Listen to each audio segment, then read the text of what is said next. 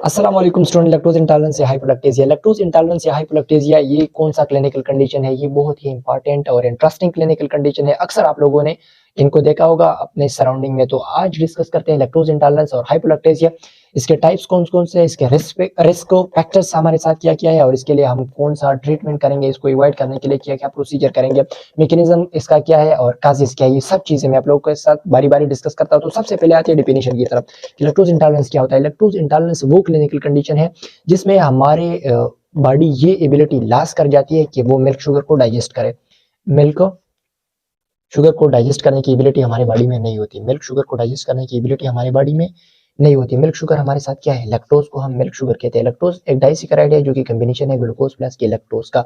किन किन चीजों का? ग्लूकोज प्लस के लैक्टोज का।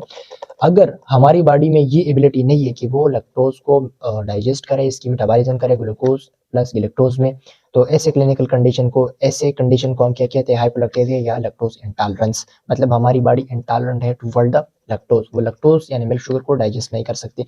क्यों नहीं कर सकती भाई? कास क्या है? कास की तरफ आते हैं तो हमारी बॉडी में लैक्टोज को डाइजेस्ट करने के लिए एक एंजाइम होता है जिसको हम कहते हैं लैक्टेस। लैक्टेस का काम क्या होता है? ये आके लैक्टोज पे एक्ट कर देता है और इसको कन्वर्ट कर देता है ग्लूकोज प्लस गैलेक्टोज में। अगर लैक्टेज नहीं है हमारी बॉडी में तो क्या लैक्टोज डाइजेस्ट होगा? क्या लैक्टोज की मेटाबॉलिज्म होगी? बिल्कुल नहीं होगी। जब लैक्टोज की मेटाबॉलिज्म नहीं होगी तो हम इनडायरेक्टली क्या कहेंगे कि पेशेंट को क्या है, बंदे को क्या है? हाइपोलैक्टेमिया या लैक्टोज इंटॉलरेंस है। वो लैक्टोज को डाइजेस्ट नहीं कर सकता, वो मिल्क शुगर को डाइजेस्ट नहीं कर सकता। लैक्टोज इंटॉलरेंस ये मिल्क को इंटॉलरेंस नहीं है, ये मिल्क का एक कंपोनेंट है जिसको हम लैक्टोज कहते हैं। ये इसको इंटॉलरेंस है, पेशेंट इसको इंटॉलरेंट है, वो इसको डाइजेस्ट नहीं कर सकता। पूरे मिल्क की बात हम नहीं कर रहे हैं। मिल्क में एक चीज है जिसको हम कहते हैं लैक्टोज या मिल्क शुगर। इसकी डाइजेशन बॉडी नहीं कर सकती। क्यों नहीं कर सकती? क्योंकि ये हमारे साथ जो एंजाइम है लैक्टेज, या तो वो बिल्कुल है ही नहीं, या है अपना फंक्शन परफॉर्म नहीं कर सकता, या कम प्रोड्यूस हो रहा है। तो ऐसी कंडीशन में हमारे बॉडी को क्या फेस करेगी? लैक्टोज इंटॉलरेंस या हाइपोलैक्टेजिया। अच्छा, अब टाइप्स की तरफ आते हैं तो टाइप्स में सबसे पहला है primary lactose intolerance. Primary lactose intolerance ये एज के साथ साथ होता है, ये नेचुरल कॉजेज है। मतलब जैसे ही बंदे की उम्र ज्यादा होती है तो लैक्टेज प्रोड्यूसिंग जो एपिथेलियल सेल है वो डिजेनरेट होना शुरू हो जाते हैं और इसी तरह बॉडी क्या फेस कर सकती है? लैक्टोज इंटॉलरेंस या हाइपोलैक्टेजिया। दूसरा जो टाइप है वो है secondary lactose intolerance. Secondary lactose intolerance किस वजूहात की वजह से होता है? किन किन वजूहात की वजह से हो सकता है? ये इलनेस की वजह से हो सकता है। इलनेस की वजह से भी हो सकता है। Injury of the gut, injury of GIT या injury of the small intestine. Small intestine की इंजरी की वजह से भी हो सकता है। और सर्जरी ऑफ स्मॉल इंटेस्टाइन, आपने किसी पर्पस के लिए सर्जरी कर दी स्मॉल इंटेस्टाइन की और उसके बाद आपने जो लैक्टेज प्रोड्यूसिंग एपिथेलियल सेल थे वो आपने रिमूव कर दिए, तो फिर भी बॉडी क्या फेस करेगी? हाइपोलैक्टेजिया या लैक्टेज इंटॉलरेंस। तीसरा जो टाइप है वो है कंजेनिटल। कंजेनिटल को तो सब लोग जानते हैं कि कंजेनिटल क्या होता है। ये फैमिलीज में रन कर देता है। क्या कर देते हैं? फैमिली में रन कर देता है। ये एक ऑटोसोमल रिसेसिव ट्रेट है। ऑटोसोमल रिसेसिव ट्रेट के तौर पर ये मतलब फैमिलीज में रन कर देता है। ऑटोसोमल रिसेसिव ट्रेट के फॉर्म में ये फैमिलीज में रन कर देता है। चौथा जो फॉर्म है वो है फेमिलियल। फेमिलियल में क्या होता है? फेमिलियल में एक अजीब किस्म का काम होता है। लैक्टेज होता है हमारे बॉडी में, लैक्टेज प्रोड्यूस होता है, सफिशिएंट क्वांटिटी में लैक्टेज प्रोड्यूस हो सकता है, लेकिन वो अपना फंक्शन परफॉर्म नहीं कर सकता due to any reason. Lactase produce हो रहा है लेकिन लैक्टेज अपना फंक्शन परफॉर्म नहीं कर सकता। और तो इस कंडीशन को हम क्या कहते हैं? Familial lactose intolerance. और फेमिलियल लैक्टोज इंटॉलरेंस भी फैमिलीज में रन कर देता है। ये जिस तरह कंजेनिटल फैमिली में रन कर देता है, इस तरह ये फेमिलियल लैक्टोज इंटॉलरेंस भी फैमिलीज में रन कर देता है। और ये अमूमन 4 साल के बाद बच्चों में स्टार्ट हो जाता है। अब आते हैं रिस्क फैक्टर्स की तरफ। रिस्क फैक्टर्स हमारे साथ कौन से हैं जो कि हमें प्रोन कर देते हैं टुवर्ड लैक्टोज इंटॉलरेंस या हाइपोलैक्टेजिया? एक तो है एज। प्राइमरी लैक्टोज इंटॉलरेंस में हमने कहा जैसे बंदे की उम्र ज्यादा हो जाती है, एडल्टहुड में आ जाता है, या मतलब इससे इसकी उम्र ज्यादा हो जाती है तो क्या हो जाता है? नेचुरल जो एपिथेलियल सेल है जो लैक्टेज को प्रोड्यूस कर देते हैं वो डिजेनरेट होना स्टार्ट हो जाती है और बॉडी क्या फेस कर सकती है? लैक्टोज इंटॉलरेंस या हाइपोलैक्टेजिया। एक तो ये हो गया। दूसरे ये इथनिसिटी, इथनिक बैकग्राउंड्स, इथनिसिटी। मुख्तलिफ रीजन्स वाले लोग हैं जिनमें ये मतलब पाए जाते हैं, जिस तरह की अफ्रीका हो गया, Africa, Asian and so on. Africa हो गया, एशिया हो गया, इसके एथनिक बैकग्राउंड वाले लोगों में भी ये लैक्टोज इंटॉलरेंस यानी हाइपोलैक्टेजिया बहुत कॉमन है। प्री मेच्योर बर्थ भी एक रिस्क फैक्टर है बेबीज के लिए। प्री मेच्योर बर्थ, अगर बेबी वक्त से पहले पैदा हो गया। प्री मेच्योर बर्थ का क्या मतलब? वक्त से पहला पैदा हो गया। 38 वीक आपकी स्टेशन से बच्चा पहले पैदा हो गया। 38 वीक आपकी स्टेशन से अगर बच्चा पहले पैदा हो जाए तो इसको हम कहते हैं pre mature birth. Pre mature birth में मतलब प्री मेच्योर बर्थ क्यों एक रिस्क फैक्टर है?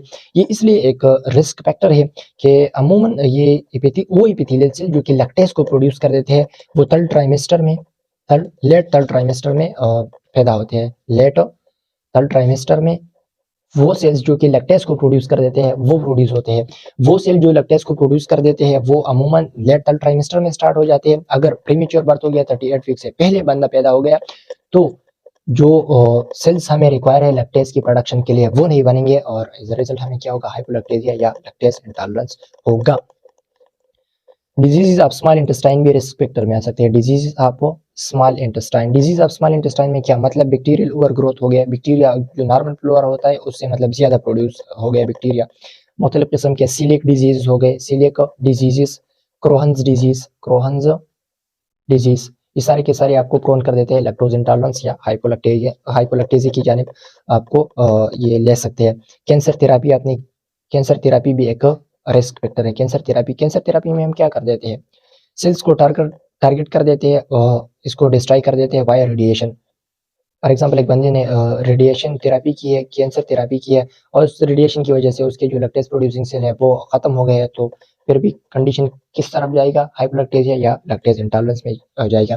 अब मैं कास को हमने इससे पहले डिस्कस कर दिया कि कास हमारे साथ क्या है। कास असल में लैक्टेज की प्रोडक्शन या कम हो रही है या लैक्टेज बिल्कुल पैदा ही नहीं होता या लैक्टेज प्रोडक्शन हो रहा है लेकिन वो अपना फंक्शन परफॉर्म नहीं कर सकता है, जिस तरह की हमने फेमिलियल लैक्टेज इंटॉलरेंस में बात की। अब आते हैं काजिस मैकेनिज्म क्या होता है। मैकेनिज्म ये होता है जैसे कि हमने कार्बोहाइड्रेट ले लिया, कार्बोहाइड्रेट में कौन सा कार्बोहाइड्रेट ले लिया? मिल्क शुगर ले लिया, लैक्टोज ले लिया, मिल्क शुगर यानी लैक्टोज हमने ले लिया। अब हमारी बॉडी में लैक्टेज है नहीं तो ये डाइजेस्ट होगा? बिल्कुल नहीं होगा। कहाँ पे जाएगा? स्मॉल इंटेस्टाइन को पास आउट करके ये लार्ज इंटेस्टाइन में जाएगा। हमें पता है कि लार्ज इंटेस्टाइन में क्या है? गट फ्लोरा है, वहाँ पे क्या मौजूद है? बैक्टीरिया मौजूद है। और बैक्टीरिया क्या करेगा? क्या इस फूड को वो वैसे छोड़ेगा? नहीं, बैक्टीरिया अपना एक्शन परफॉर्म करेगा। बैक्टीरिया क्या करेगा? इस फूड को फर्मेंट करेगा। इस फूड की बैक्टीरिया क्या करेगा? फर्मेंटेशन करेगा। बैक्टीरिया क्या करेगा? फर्मेंटेशन करेगा। किस फूड की? जो कि अनडाइजेस्टेड लैक्टोज है। बैक्टीरिया इसको फर्मेंट करेगा और इसके रिजल्ट में हमारे साथ क्या पैदा हो सकते हैं? H2 गैस प्रोड्यूस हो सकता है, कार्बन डाइऑक्साइड गैस प्रोड्यूस हो सकता है, मीथेन प्रोड्यूस हो सकता है और इसके साथ साथ मुख्तलिफ किस्म के एसिटिक एसिड हो गया, इसी तरह प्रोपाइनिक एसिड हो गया और ब्यूटायरिक एसिड, ये सारे के सारे प्रोड्यूस हो सकते हैं। एसिटिक एसिड, प्रोपाइनिक एसिड और ब्यूटायरिक एसिड। तो अब ये तो मैकेनिज्म हो गया। लार्ज इंटेस्टाइन में आ गया। लार्ज इंटेस्टाइन में बैक्टीरिया ने फर्मेंटेशन के through H2, carbon dioxide, methane gas, acetic acid, propionic acid और ब्यूटायरिक एसिड पैदा किया। अब इसके रिजल्ट में क्या होगा? इसके रिजल्ट में ये होगा कि इन गैसेस की वजह से बंदे को क्या होगा? फ्लैटुलेंस होगा। फ्लैटुलेंस मतलब एक्सेसिव। फ्लैटुलेंस का क्या मतलब है? फ्लैटुलेंस का मतलब है excessive gases in the stomach and small intestine. Stomach और स्मॉल इंटेस्टाइन में एक्सेसिव गैसेस होगी। किसकी वजह से? H2 की वजह से, कार्बन डाइऑक्साइड और CH4। तो फ्लैटुलेंस हो सकता है। इसी तरह इन गैसेस की वजह से एब्डोमिनल क्रैम्प्स भी हो सकते हैं। Abdominal cramps means abdominal muscle spasm हो सकता है आपको। और acetic acid, propionic acid, butyric acid भी प्रोड्यूस हुए। क्या इसकी वजह से भी बॉडी को कुछ नुकसान हो सकता है? हाँ, इसी वजह से भी हो सकता है। वो नुकसान क्या है? ये ऑस्मोटिकली एक्टिव सब्सटेंसेस है। क्या ये ऑस्मोटिकली एक्टिव सब्सटेंसेस है? ये हमारे साथ इंटेस्टाइन हो गया। इंटेस्टाइन में ये ऑस्मोटिकली एक्टिव सब्सटेंसेस मौजूद है।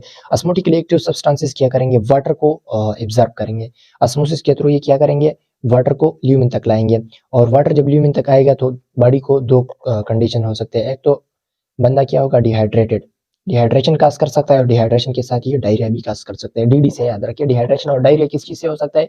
एसिटिक एसिड, प्रोपाइनिक एसिड और ब्यूटारिक एसिड, ये हमारे साथ ऑस्मोटिकली एक्टिव सब्सटेंसेस है। ये वाटर को अपनी तरफ लाते हैं और इसकी वजह से बॉडी को डिहाइड्रेशन फेस कर सकता है और डिहाइड्रेशन के साथ साथ डायरिया भी इसी वजह से होता है।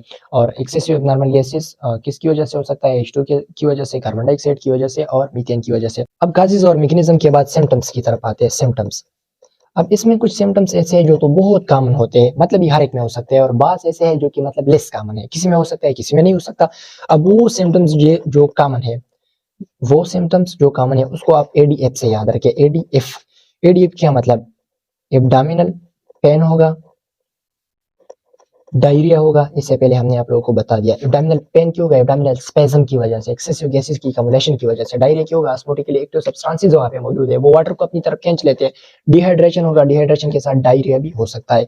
और flatulence, flatulence gases excessive abdominal H2 की वजह से, मीथेन की वजह से, कार्बन डाइऑक्साइड की वजह से फ्लैटुलेंस यानी एक्सेसिव गैसेस होंगे स्टमक में और स्मॉल इंटेस्टाइन में। ये तो कॉमन सिम्टम्स है, मतलब ये हर एक पेशेंट में होंगे। लेकिन लिस्ट कॉमन सिम्टम हमारे साथ कौन से है? लिस्ट कॉमन सिम्टम में एब्डोमिनल ब्लोटिंग आते हैं। एब्डोमिनल ब्लोटिंग हो गया, एब्डोमिनल डिस्टेंशन हो गया, किसी में हो सकता है किसी में नहीं हो सकता।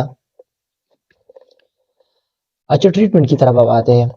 ट्रीटमेंट और प्रिवेंशन की बात करते हैं। इसका ट्रीटमेंट ये है कि सिंपल मिल्क को अवॉइड करें।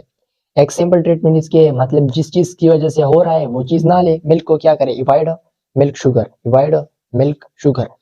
दूसरा ऑप्शन हमारे साथ क्या है? अगर आप मिल्क लेते हो तो उसके साथ क्या ले? Lactase, lactase plus milk. Milk sugar लेते हो तो उसके साथ लैक्टेज ले, लैक्टेज क्या करेगा? लैक्टोज की डाइजेशन करेगा, सिंपल सी बात है।